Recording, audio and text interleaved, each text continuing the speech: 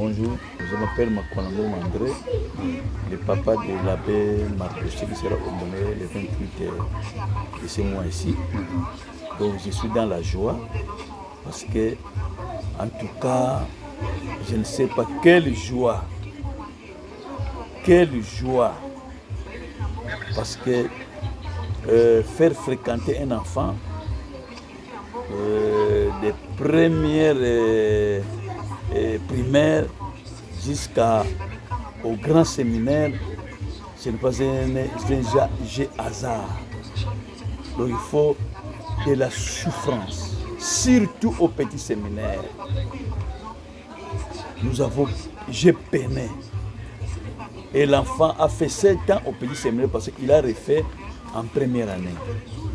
Au lieu de 6 ans, mais il a refait en première année. Il a fait 7 ans au petit séminaire et 7 ans au grand séminaire. Une année de stage. Et aujourd'hui, au mois de janvier 2000 de cette année, le 21 janvier, il a été ordonné diacre en ville à la paroisse Notre-Dame médiatrice par notre évêque André Giraud. Et le même jour, l'évêque a dit qu'au mois de juillet, ces enfants, je vais leur ordonner les prêtres, mais la date vous sera fixée incessamment. Et voilà, au mois de mai, il nous a fixé la date que ce sera le 28 juillet. Maintenant, nous sommes là. Dans 3 jours, le 28 sera là, les enfants seront ordonnés prêtres. Vraiment, je suis dans la joie. Les conseils que je vais donner à l'enfant, de faire son travail qu'il a choisi, d'être l'homme de Dieu. Il doit faire ça honnêtement. Il ne doit pas être un faux prêtre. Il doit être un véritable prêtre. Ce qu'il disait le défunt évêque Daniel Landoma de heureuse mémoire. Il leur disait que vous devez être de véritables prêtres. Ce n'est pas des faux prêtres. C'est ça que moi je donne des conseils à l'enfant chaque fois, s'il est avec moi ici à la maison. Voilà les conseils que je donne, c'est ça. Il faut être un bon prêtre. Ataki maman. Likamena no bana ya sango na ngai. Ya sango na ngabanda ki mwana na benga ya sango ozaki kutata na séminaire te. Mwana bilaka papa nzambe azokokisa oyo ponaki. Oyo ezaki posa ya nzambe yango ezokokisa mepana yo. Kobotama na yo nazokanisa na ya na nga sango. Nazaki na ya moko Nicole. Tozao benge ya sango.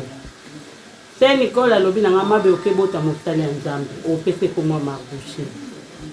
Ekokisa maki pe na botio na peti okoma Marc-Rocher. C'est Nicole soka zo sokole chaque tonga zo ba yo koza mosali ya nzambe.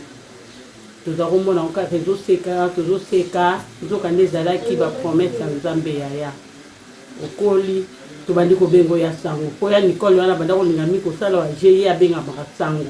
Koto abenga ya sango. Na bandi ko benga o ya sango na ngabanda bomwana. Lelo nzambe azokokisa. O ezaki posa ya motema na yo. Tikete musala o poni ya. Ezali ya mbongo te, ezali musala ya pati. Musala na bino ezalo kwa musala soda. Okokolongwa awa lobi batindio na mayombe, okokolongwa awa batindio na mbanza ngungu, okokolongwa awa batindio soki wapi. Meza musala oyo poni. Na zana likete kosala ngo malamu pote ezaki posa ya motema na yo. Yaya. Sala musala o nzambe apesi. Nzambe alobi elanga eza munene basali baza moke. Na pesi na nzambe merci akoti mwana nga kati na elanga na yo. Alo papa mema bampate ebele na nzela na yo, na comportement na yo, na efandeli na yo. Obenda lisusu bandeko ebele baya kati na église na biso catholique. Ozala lipamboli mpona communauté catholique na biso. Naza na makambo koloba te sengeleki ngai mpo natikali kaka na 2 jours namona yo prêtre. Papa diacre, pour le moment diacre,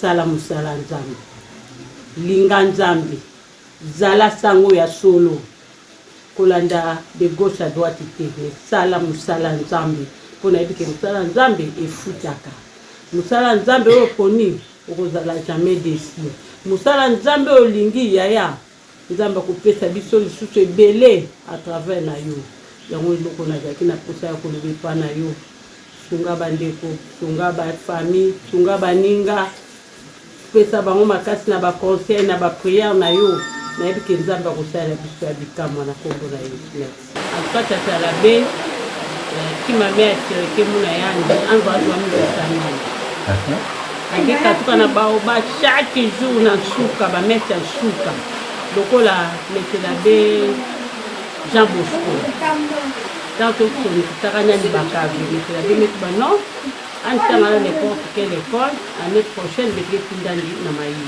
na atibuli mais sa mundima ngenge ekondekisango ifo monange chaque jour na paroisse donc Valentine antani ketanga tour en suka alike bima mekwenda na église na suka amekota ame 7 heures amekuta bongama amekwa na classe si amebima na église alikuwa na porte ametela be ametelema metela be kizibulaka porte emonandi ametelema mepi andika mbote kaka ametourne nandi amekwa na classe alors amesala tout un an ane amvimba ya on va sala si amekatuka na église amekota mpi ametela be mbote amekuta na classe anzwana pe mwana moti anzwana nzaba mambo zo fatu beke mona ba kaka okindo kuna okindo antuka nva kula nandi na façon nandi kaka na façon nandi kaka donc va mwana moti modèle parmi bana mu kwa nzambi pe me bongisa yandi kanina na yandi me fusaka matoni je suis côté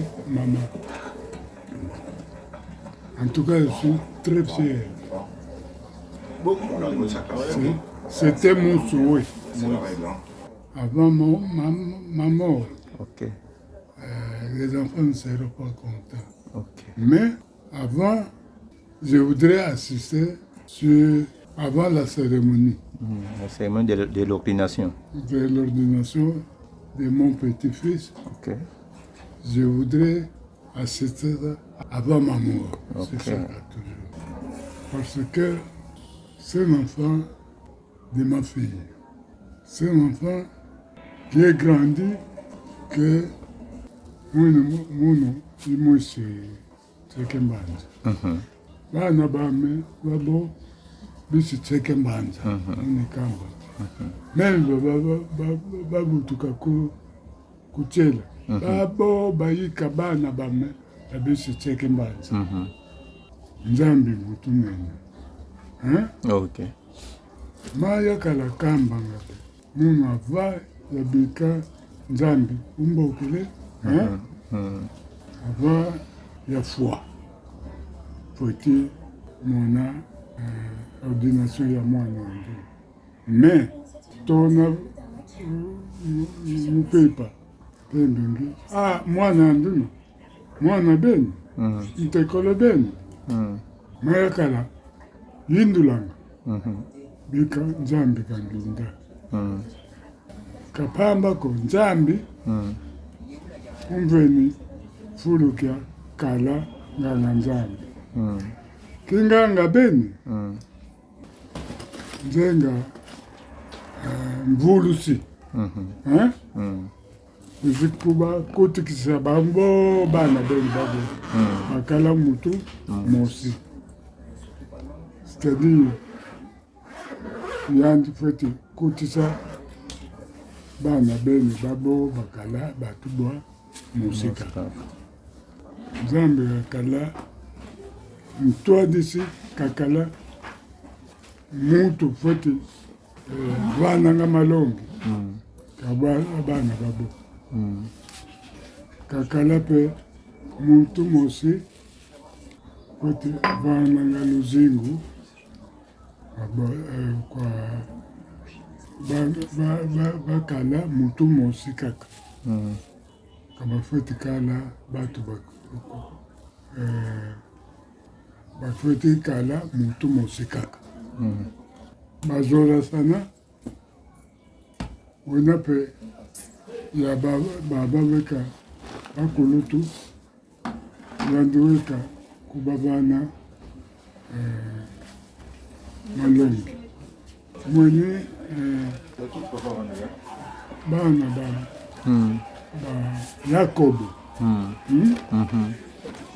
wabuta bana balingi me mwana omusika kakala tanga ntima nani anduyo Moïse wakala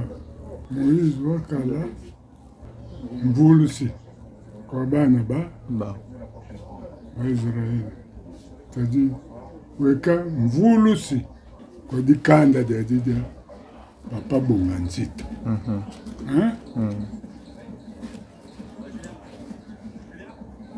kakala mutu mosi pe nzodi ya batu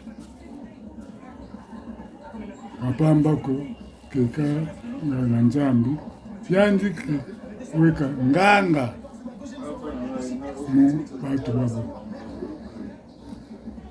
nzambi tomene kumvana fulu kyakina malgré mwana lezi pe yandufu kisenga batu weka mvulusi kwa babo bakala mutu mosekaka dilongi di moseka futi ku ukamba bono diandi futi ku bakukisa bakutakana bango babo basekimosi bakala mutu mosekaka kinganga kakina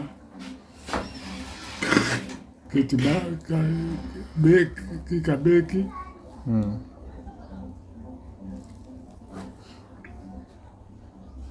yandi kweti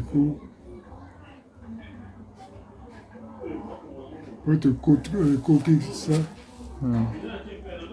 dikanda dia Dieu. Vous pouvez résumer, vous pouvez finir, qu'on puisse prendre d'autres personnes. En conclusion, même à Kiyombe, en conclusion,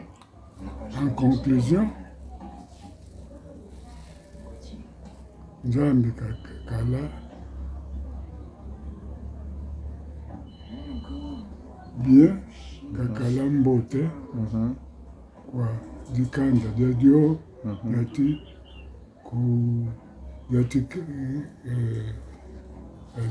keti kutikisa Nzambi mkwalo zolo kakala nzola kwa batu babo kakala mutu penza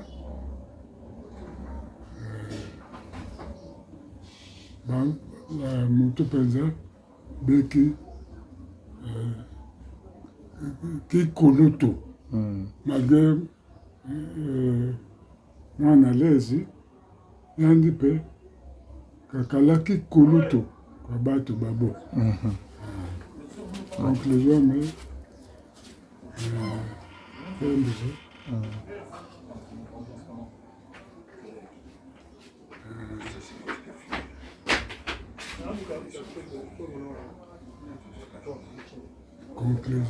Kembiro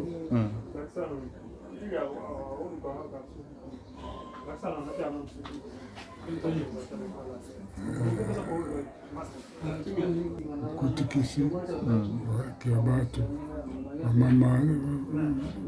mambo gamu kakala unsodele kakala kikulutu kwa babo naza na nsengo mingi esengo komona bakoko na ngai bazokende liboso Nzambe salisa ngai namona bango nyonso nalingaki nalobaki namona sango nabota na ngai namoni mpe koko na ngai akomisango nasepeli mingi pesa ye conseil te ya ye. tobande wana na mobali na ngai Voilà. toboti bamama batata bakomi bana bakomi komonana Bakoko. tokomi bakoko tokomi na bakoko lolo Esengo. Ah, koko. mingi Esengo mingi. Ya kozwa koko ya sango. Na kati ya libota. Lipamboli. Donc, médecin, aza maître, avocat, aza ingénieur en construction, aza nyonso bazali. En tout cas. Lokumu mingi na bokilo na nga makwala. Likambo oyo nabusa nango ata mokolo moko te. Olo Nzambe akoloba ya kopemisa nzoto nazala toujours na esengo. Sika nyonso okende akendela na nkombo ya tata na bango ya bana nyonso wana na ye moko sango. esengo kaka toninga na motema Nzambe aza koyoka ngai bana baza kokende liboso tokomi na sami sango ya bato ya bien. En tout cas. Asala balabu asambelelaka biso solo aza sango. Bon, premièrement, il y a le bosso, Guilin Bunga, wana kombo na ngai. Pour naza na famille Bunga. Mambo aloba mingi ezate. Bosso na yeboye, na yebike neve nanga azobima abe dimanche. Eze sengo mingi pour na biso libota mobimba, famille Bunga mobimba.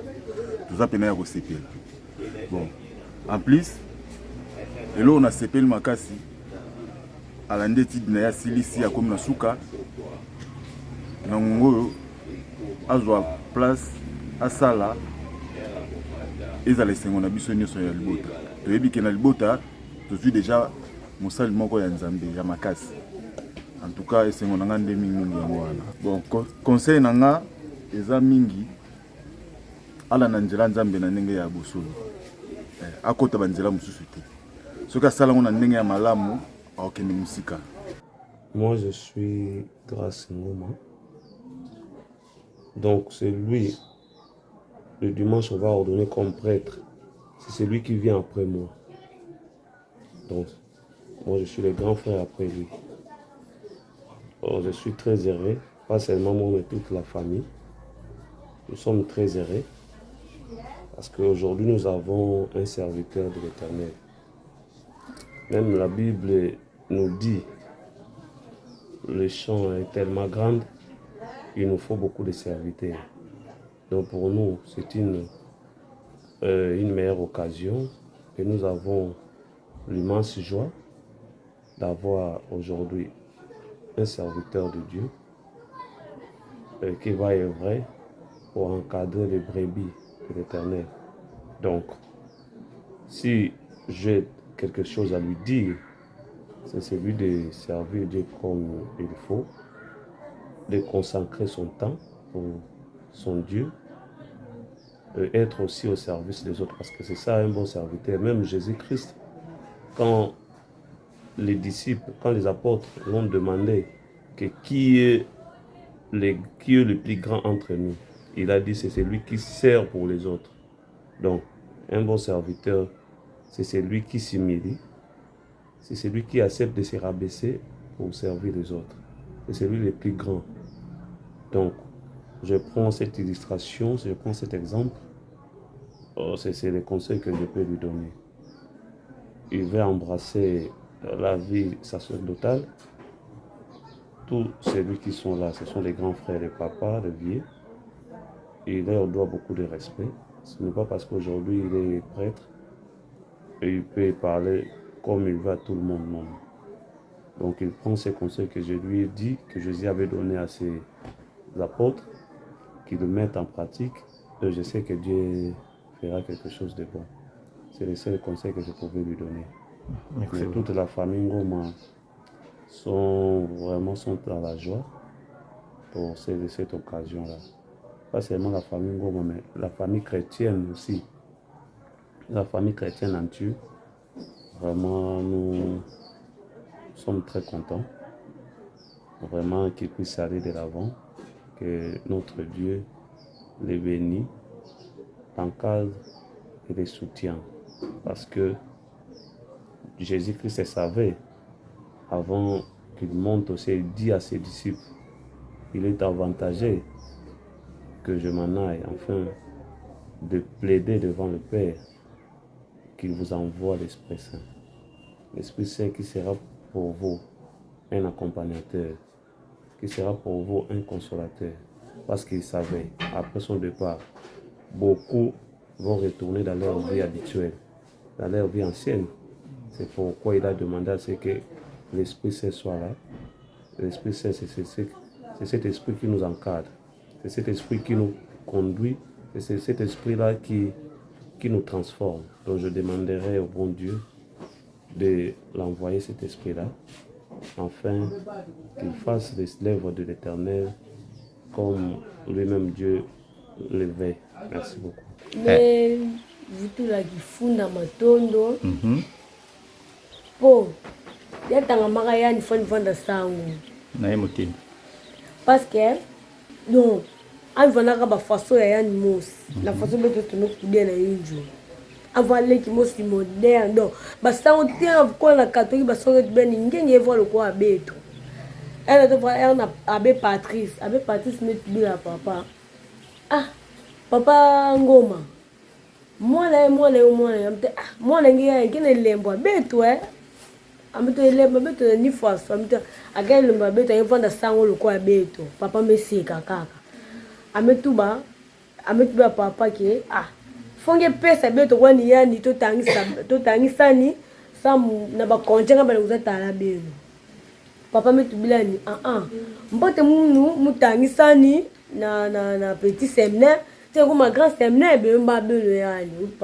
abe patini ton papa problème vie en tout cas beto injo to ke boka kabanda tama sango na ke mo fioti sango kaka pour yana tabe to ke na nganda yani ke na kata injo ata injo to ke kitombe ni faso ngyo kutani na kwa be ka samba davo abe madoshe wazate ukimluke azane na kiti na kwa tamo lili ezana ndako me azane na kata ndako do azaki ka moderne do na sepeli nzamba kokisi oye azakoluka eko kusama na vina ye en tout cas nazane sengo makasi parce que ngaza ya ngana kolina ye ngai na memaye na moni lelo alola ta sultan na misu na ngai zopesa ngai sengo makasi nazane sengo biso to boti mais nazaki na kondima teke lelo vraiment kolata sultani nazane sengo makasi nazanga miongoloba te na peut conseil nayebi déjà que conseil mutu aboyaka ngo te nazali kaka na leki na ngai asala mosala nzambe na bosolo nyonso ndenge oyo alingelaki yango asala ngo na volonté po soki asala ngo na volonté akomona mpe lifuta nango mpa nzambe so asala ngo na ndenge ya mabe akomona yango mpe lifuta mpa nzambe te parce que mosala nzambe so pona yango ndenge olingeli yango alandaka nzela nzambe baprincipe na bango nyonso bapesaka atosa yango parce que na mosala nzambe elinga kaka kelo tosi. Je réponds au nom des Olympiques de Gédéon. Ok. Tous on connaît le nom de Gédéon. Ok. Oui. Pour la journée de dimanche 28 juillet, c'est une grande journée pour nous de voir notre frère, qui est mon cousin, parce que je suis son cousin, son père et mon oncle. Donc nous sommes très heureux.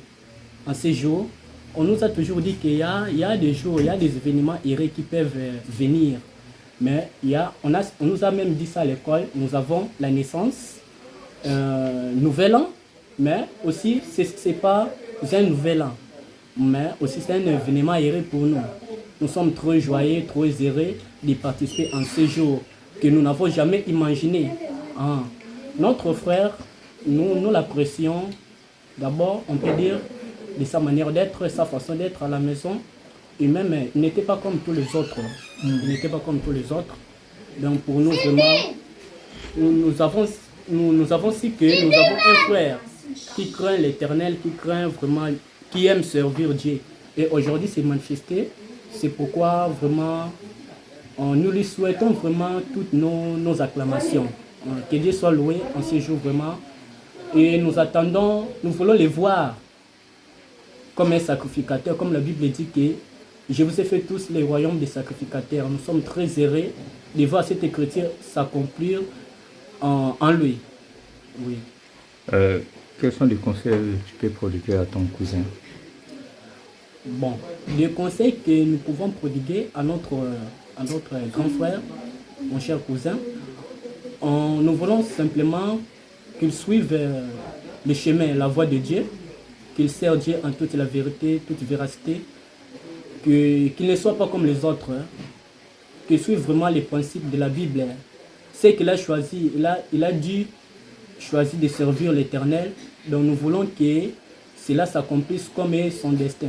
Parce que on a toujours dit, ce que l'on me dit, c'est ce que je deviendrai, car c'est la loi de l'identification. Pour nous, c'est la loi de l'identification. Parce que c'était manifesté dès ce bas âge. Et aujourd'hui, c'est accompli. C'est accompli. Il est maintenant Monsieur l'abbé. Il est Monsieur l'abbé, il est reconnu. Et nous attendons seulement l'ordination.